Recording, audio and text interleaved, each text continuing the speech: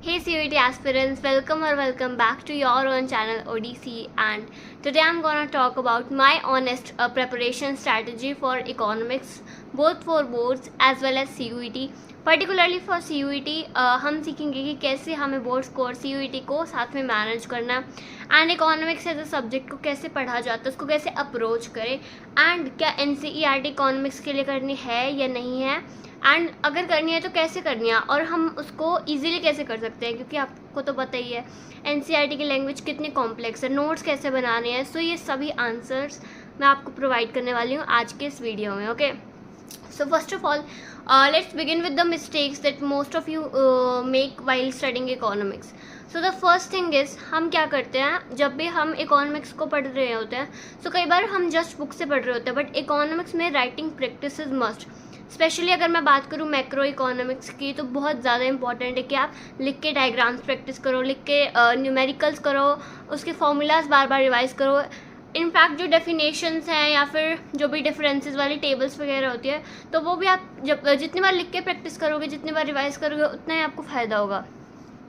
And second thing is कि आप concept तो पढ़ लेते हो, क्लैरिफाई भी हो जाता है कॉन्सेप्ट, पर जब तक आप उसको क्वेश्चंस पे अप्लाई नहीं करोगे तब तक आपकी प्रैक्टिस अच्छी नहीं होगी।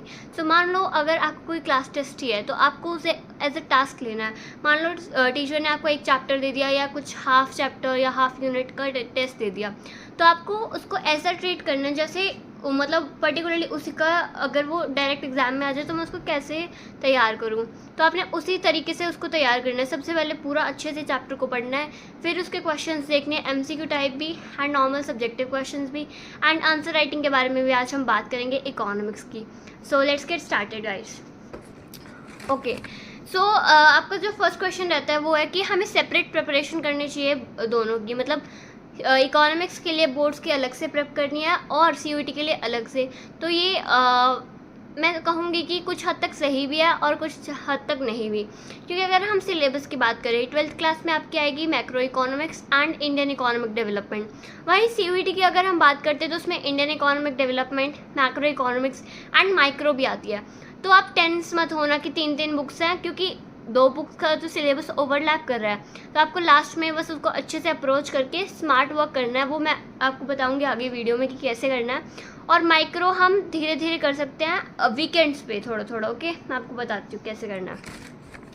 Okay, so for macro and IED school में आपको क्या करवाते हैं, स्कूल में आपको NCERT नहीं कराए जाते, स्कूल में आपको करवाते हैं अगर राइटर्स की बुक लगवाते हैं, बीट संदीप गर्ग, TR जैन, VK ओहरी वगैरह वाली बुक्स होती है। ओके, सो या आप वो कर सकते हो कंफर्टेबली, बोर्ड्स के लिए अच्छा है। बट अगर आपको बोर्ड्स में भी फुल मार्क्स चाहिए तो आई वुड सजेस्ट कि आप एक बार NCERT से गो थ्रू कर लेना and smartly just okay go through करना इंपॉर्टेंट है, क्योंकि जो हमारे टाइम पे सैम्पल पेपर आया था उसमें से भी डायरेक्ट NCERT से क्वेश्चन उठ के आते हैं, बट उतने कॉम्प्लेक्स नहीं आते हैं, तो आपको राइटर वाली बुक से भी काम चल जाएगा। बट अगर आपको यह कि आपको बोर्ड्स में बिल्कुल फुल मार्क्स चाहिए, सो या you should go for NCERT की रीडिंग। ओके, और इसमें अगर मैं इंडियन इकोनॉमिक डेवलपमेंट की बात करूँ तो बोर्ड्स में ले लो आप, चाहे CUET में ले लो, हर एक क्वेश्चन लाइन टू लाइन उठ के आता है इंडियन इकोनॉमिक डेवलपमेंट से। तो इंडियन के लिए मैं सजेस्ट करूँगी आप स्टार्टिंग से ही NCERT करो, एंड NCERT की लैंग्वेज भी आपके जो बाकी की जो बुक्स होते हैं ना राइटर्स वाली, उसमें मैं बताऊँ इंडियन इकोनॉमिक डेवलपमेंट में, तो उसमें क्या होता है, उसमें बहुत सारे अननेसेसरी फैक्ट्स डाल दिए जाते हैं। हाँ, मैं मानती हूँ कि वो आंसर राइटिंग में इम्प्रूव करने में आपको हेल्प कर सकते हैं, बट इंडियन इकोनॉमिक डेवलपमेंट जो NCERT में फैक्ट्स है ना, अगर आप वो लिखोगे और आपके क्वेश्चंस भी डायरेक्ट वैसी की वैसी लाइनें उठ के आती है सेम, मतलब वो इधर के उधर वर्ड्स भी नहीं करते कई बार, तो आपको डायरेक्ट फ़ायदा होगा अगर आप इंडियन इकोनॉमिक डेवलपमेंट के लिए NCERT करोगे। Okay, this is the first thing. Second, about macro economics, या अगर आप राइटर्स की बुक से अपना बेस अच्छे से क्लियर करो, क्योंकि ना NCERT की लैंग्वेज थोड़ी कॉम्प्लेक्स है तो समझने में मुश्किल है, तो आप अच्छे से अपना हाफ ईयरली तक अच्छे से जो भी आपके स्कूल में बुक्स लगवाएंगे हैं उससे करो। साथ साथ में उसके बैक साइड में क्वेश्चंस भी दिए होते हैं, कई बुक्स में सारे PYQs वगैरह इंक्लूडेड होते हैं, so you just go through them and try करो उसको सॉल्व करने का। ओके, नेशनल इनकम वाले चैप्टर्स में फॉर्मूला को रटना नहीं, आपको अच्छे से उसको समझना है पहले एंड देन करना है। ओके, क्योंकि हर एक फॉर्मूला के पीछे लॉजिक होता है, अगर आप वो समझोगे तो इकोनॉमिक्स आपके लिए बहुत मतलब ईजी हो जाएगा and you would love economics. Okay, talking about micro economics, तो अगर आपको लगे कभी आपके पास फ्री टाइम है तो आप वीकेंड्स पे क्या करो, माइक्रो की वीडियोस देखना स्टार्ट कर दो ताकि वो थोड़ा थोड़ा सा याद आने लग जाए आपको। ओके, एंड आपके पास जब थोड़ा ज़्यादा टाइम आपको लगे तो आप एक बार उसकी एनसीईआरटी खोल के देख सकते हो। मैक्रो के कंपैरिजन में जो माइक्रो की एनसीईआरटी है that is much more simple, उसके लैंग्वेज भी बहुत इजी टू अंडरस्टैंड है। आपको दिखाऊंगी मैंने अपने नोट्स जो है, एंड मैंने अपनी एनसीईआरटी की बुक्स भी रख रखी है यहाँ पर, अपनी टेस्ट नोटबुक भी रख रखी है ताकि मैं आपको आंसर राइटिंग दिखा पाऊँ कि मैं कैसे करती थी। सो या ओके, अबाउट नोट्स। सो सबसे पहले मैं आपको अपने नोट्स दिखाती हूँ, स्टार्टिंग में मैं कैसे बनाती थी एंड लास्ट तक हाउ इट इम्प्रूव्ड। ओके, सो ये मेरा रजिस्टर था, इकोनॉमिक्स के लिए अलग से मैंने लगाया था। ओके, तो स्टार्टिंग में मेरे जो नोट्स थे वो काफ़ी लेंदी होते थे, बिल्कुल ओके, ऐसे थोड़ा सा कंजस्टेड और बहुत बड़े बड़े लिखती थी मैं। ये देखो, वेट, कंपैरिजन टेबल्स, बड़े बड़े सेंटेंसेस वगैरह वगैरह, मतलब एक चीज़ को कई बार भी लिख देती थी नोट्स में, एंड कई बार तो क्वेश्चंस में इंक्लूड करती थी स्टार्टिंग में। तो ये देखो, डिफरेंस टेबल्स वगैरह सब। ओके, बट लास्ट तक आते आते काफ़ी इम्प्रूव हो गया था। मैं आपको दिखाती हूँ लास्ट तक मैंने कैसे बनाया अपना नोट्स। फॉर एग्जाम्पल, एक गवर्नमेंट बजट का चैप्टर है, ये यूनिट है एक पूरा गवर्नमेंट बजट, तो मैंने 3 से 4 पेजेस में इसके हर एक इन्फॉर्मेशन जो भी थी इसमें, राइटर्स के बुक को मिला के, कुछ एनसीईआरटी के पॉइंटर्स मिला के, ऐसे मैंने छोटे छोटे नोट्स बनाए थे, कुछ फ्लो चार्ट्स ऐड किए थे। इसमें आपको थोड़ा टेढ़ा दिख रहा होगा, मैं लास्ट में फोटोज अटैच कर दूँगी इसकी, so that you can easily see it. Like ऐसे टेबल्स बनाए थे मैंने। ओके, एंड लाइक ADAS का मैं दिखाती हूँ आपको, ADAS वाले में कैसे मैंने बनाए थे।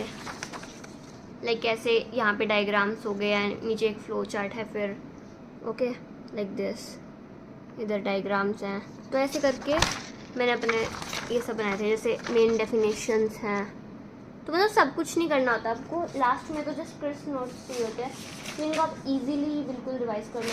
अब जैसे कुछ क्वेश्चन थे जिसमें मैं बार बार अटकती थी, 5 बार क्वेश्चन प्रैक्टिस करने के बाद भी, तो वो न्यूमेरिकल इसी नोट्स वाली शीट में अटैच कर दी ताकि जल्दी जल्दी बार बार PYQ वही वाले रिवाइज कर सकें हम। ओके, कुछ MCQ हैं जो आपके बार बार गलत हो रहा है, उसको भी अपने नोट्स में ऐड कर दो पीछे। ओके, सो मैं तो सजेस्ट करूँगी, मैंने स्टार्टिंग में तो ऐसे रजिस्टर में ही बनाए नोट्स, आप स्टार्ट कर सकते हो, बट जब आप हाफ ईयरली दे दो एक बार, या फिर आपके आगे के भी थोड़े एग्जाम्स हो जाए, आपको आइडिया लग जाए कि आपको कहाँ कहाँ वीक फील हो रहा है इसमें इकोनॉमिक्स में, so then you can shift to these kind of papers. Wait, now coming on to question practice, कहाँ से करते हैं हमें। सो बोर्ड्स के लिए मैंने क्या किया था, मैंने कोई भी ज़्यादा सैम्पल पेपर्स वगैरह नहीं किया, ऑनेस्टली मैं बताऊँ। हाँ, कुछ 3-4 किए होंगे मैंने, मुश्किल से 3-4, क्योंकि मुझे क्या पता चला था, जो मुझे 10th में पता नहीं चला था, CBSE का एक खुद का, अगर आप सर्च करोगे क्रोम ब्राउज़र वगैरह पे, CBSE previous year question paper tab, तो अगर आप वो सर्च करोगे तो आपको ना पूरा टैब मिलेगा प्रीवियस ईयर क्वेश्चन के नाम से, ऑफिशियल CBSE का। उसमें हर एक ईयर का, हर एक सेट का बिल्कुल ऐसे क्लियर क्वेश्चन पेपर अवेलेबल है विद आंसर की आपको अलग से आंसर की वाली टैब में मिलेगी, क्वेश्चन पेपर आपको क्वेश्चन पेपर वाले टैब में। तो आप जितने चाहे क्वेश्चन पेपर पूरे प्रैक्टिस कर लो प्रीवियस ईयर के, एंड आपको फिर इधर उधर भटकना नहीं पड़ेगा कि आंसर गलत है या नहीं, क्योंकि वो CBSE के ऑफिशियल आंसर की है जो पिछले ईयर्स में यूज़ हो चुकी है, एंड देन आपको मैप कर सकते हो आप वहाँ पे कि ये क्वेश्चन कहाँ से पर्टिकुलरली आया है। ओके, पर ये सब आपको कब करना है, पूरे प्रीवियस ईयर क्वेश्चन जब आपका एक बार पूरा सिलेबस हो जाए, ओके, तब आप ये कर सकते हो, वरना साथ साथ में टॉपिक वाइज क्वेश्चन प्रैक्टिस कर सकते हो जो आपके राइटर्स की बुक में होते ही हैं, या फिर आप गूगल पे भी सर्च कर सकते हो, चैप्टर वाइज बहुत सारे आ जाते हैं फ्री में resources. Okay okay, now next doubt is how to do the NCERT reading. तो सबसे पहले प्रॉब्लम्स क्या फेस करते हो आप NCERT में, सबसे पहले उसकी लैंग्वेज डिफ़िकल्ट है थोड़ी सी, कुछ चैप्टर्स में है कुछ में नहीं है। सेकंड, थोड़ी सी बोरिंग है NCERT, पैराग्राफ ही बड़े बड़े लिखे हुए हैं, कई बार तो एक ही बात को बार बार घुमा फिरा के अलग अलग तरीके से बोला हुआ है। थर्ड, कॉम्प्लेक्स बॉक्सेस हैं, कई सारे बॉक्सेस है, फिजिकल पॉलिसी पे पूरा बॉक्स है। आप क्या करोगे इकोनॉमिक्स में, अगर आप मल्टीप्लायर पढ़ोगे तो आप राइटर्स की बुक में आपको मिलेगा सिर्फ इन्वेस्टमेंट मल्टीप्लायर, जबकि अगर आप NCERT खोल के देखोगे तो इतने सारे मल्टीप्लायर्स हैं उसमें, इतनी सारी डेरिवेशंस है, Cobb Douglas production function. Micro में आपने कभी सुना नहीं होगा 11th क्लास में, अगर आपने पढ़ा है 11th में माइक्रो तो, बट अगर एनसीईआरटी खोल के देखोगे तो उसमें है, तो बहुत सारे क्वेश्चंस हैं। अगर सीयूईटी की बात करें तो कैसे क्वेश्चंस आते हैं, उसका पर्टिकुलर पैटर्न होता है, अलग अलग टाइप के क्वेश्चन आते हैं, सीक्वेंस बेस आते हैं, डायरेक्ट वन लाइनर्स आते हैं, मैच टाइप के आते हैं। तो नेक्स्ट वीडियो अगर आप चाहते हो उस पर मैं बनाऊँगी किस टाइप के क्वेश्चन आते हैं, एंड आपको लाइव एग्जाम्पल्स शो करूँगी कैसे कोई भी लाइन है उसको कैसे एनटीए ने क्वेश्चन में फ्रेम किया है विद प्रूफ। तो आप कमेंट करना नेक्स्ट वीडियो में, तो मैं वो लेके आऊँगी। ओके, अभी देखती हूँ मैं आपके कुछ और डाउट्स हैं या नहीं हैं। ओके, हाँ, मैं आपको अब एनसीईआरटी दिखाती हूँ so that you can get a good idea कि आपको कैसे करना है एनसीईआरटी से। माइक्रो के दिखाती हूँ सबसे पहले। Okay, this is introductory micro economics. ये देखो एनसीईआरटी को मैंने हाईलाइट कर रखा है इधर, जो मुझे इंपॉर्टेंट लगा। इसमें ग्राफ्स वगैरह भी दिए हुए हैं, एंड ये बॉक्सेस आपको स्किप नहीं करनी है, बॉक्स से भी डायरेक्ट क्वेश्चंस आते हैं बहुत बार। ओके, आपको क्या करना है, अभी एनसीईआरटी की लाइन है ना, आपको एनसीईआरटी को कैसे पढ़ना है सीयूईटी के लिए, आप हर एक लाइन को ऐसे पढ़ोगे एग्जामिनर की नज़र से कि अगर आपको इस लाइन से क्वेश्चन बनाना होता तो आप कैसे बनाते। सिंपली फिर उसके सामने ऐसे आप एक ब्रैकेट सा बना के फिर लिख सकते क्वेश्चन, और उसमें अगर आपको लग रहा है असर्शन रीजन का क्वेश्चन बनेगा, असर्शन रीजन सीयूईटी में तो आते नहीं है, बोर्ड्स में आते हैं, सो ए एंड आर लिख दो उसके आगे। अगर आपको लगता है सीक्वेंस बेस्ड बनेगा तो एस बी क्यू लिख दो। अगर आपको लगता है स्टेटमेंट बेस्ड बनेगा तो आपको स्टेटमेंट बेस्ड लिख सकते हो उसके सामने ऐसे बना के, तो वो आपकी पूरी बुक की क्वेश्चन आंसर फॉर्मेट में तैयार हो जाएगी। ओके, इस तरह से आप कर सकते हो। मैंने भी साइड में थोड़ा थोड़ा लिखा हुआ है, if you can see it. Okay, ऐसे साइड में मैं जैसे आपको बता रही हूँ। And the most important thing जो बहुत सारे स्टूडेंट्स मिस करते हैं, जो हर बार इससे क्वेश्चन आते हैं, ग्लोसरी जो लास्ट में दी हुई है ना। इनफैक्ट मेरे बोर्ड्स में भी मेरा एक जो मार्क्स कटा है ना, वो ग्लोसरी की वजह से कटा है। इंडियन इकोनॉमिक डेवलपमेंट की ग्लोसरी पढ़ के नहीं गई थी मैं, एंड एक डायरेक्ट असर्शन रीजन का क्वेश्चन उसी से उठ के आ गया था। ओके, क्योंकि इसकी लैंग्वेज काफ़ी कॉम्प्लेक्स है, बहुत सारे कॉन्सेप्ट है ग्लोसरी में जो आपकी एनसीईआरटी में भी नहीं दिया अंदर, एंड लास्ट में जाके दे रखे हैं। और जब भी आप एनसीईआरटी का चैप्टर फिनिश करो ना पढ़ना, तो लास्ट में ये मत भूलना, इसमें दी होती हैं एनसीईआरटी क्वेश्चन तो आपको करने ही है एक बार। और एक की कॉन्सेप्ट्स नाम की चीज़ है, इसमें आपको ना चैप्टर पढ़ने के बाद ये पूरा पढ़ना है कि आपने ये सब कुछ कर लिया कि नहीं। अगर इसमें कुछ ऐसी टर्म है जो आपने पूरे चैप्टर में कहीं नहीं पढ़ी तो आपको ग्लॉसरी में मिलेगी, और अगर नहीं मिलेगी तो आपको सर्च करना है, क्योंकि अगर एनसीईआरटी ने दे दिया तो एनटीए पूछ लेगा उठा के। ओके, एंड समरी, कई बार तो समरी से डायरेक्ट क्वेश्चन बनते हैं उठ के, स्पेशली मैक्रो से, प्रोडक्शन फंक्शन वाले चैप्टर से माइक्रो में, एंड मैक्रो में जो ADAS वाला चैप्टर है, इनकम एंड एम्प्लॉयमेंट की डिटर्मिनेशन वाला, उससे काफ़ी सारे question. Okay, moving on to our last thing, that is answer writing for economics. Okay, मैं आपको दिखाती हूँ, ठीक है, दोनों की दिखाती हूँ मैं आपको।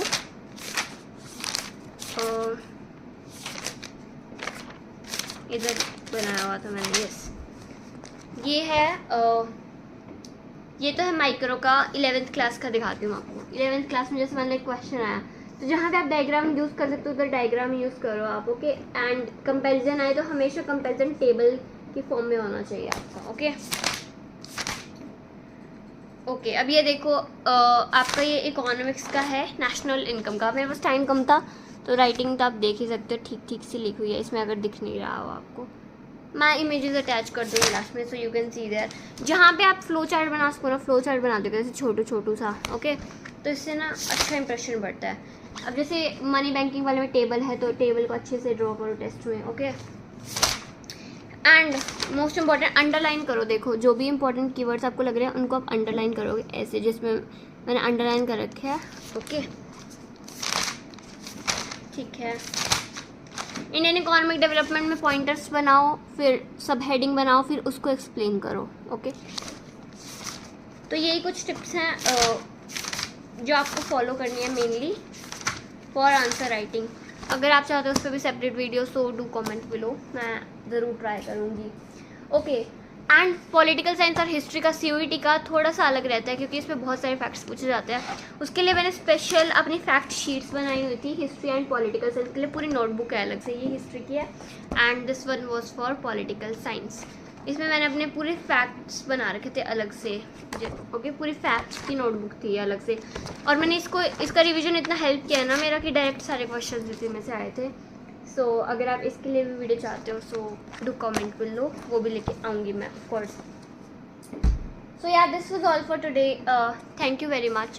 I hope you liked the video and do subscribe to the channel अगर आपको CUET की vocab करनी है मेरे साथ। एंड अगर आप कमेंट्स करोगे और अपने फ्रेंड्स वगैरह को शेयर करोगे video, so I will definitely try कि मैं economics, history and political science में भी आप सभी की हेल्प करूँ, and I would definitely like to do that.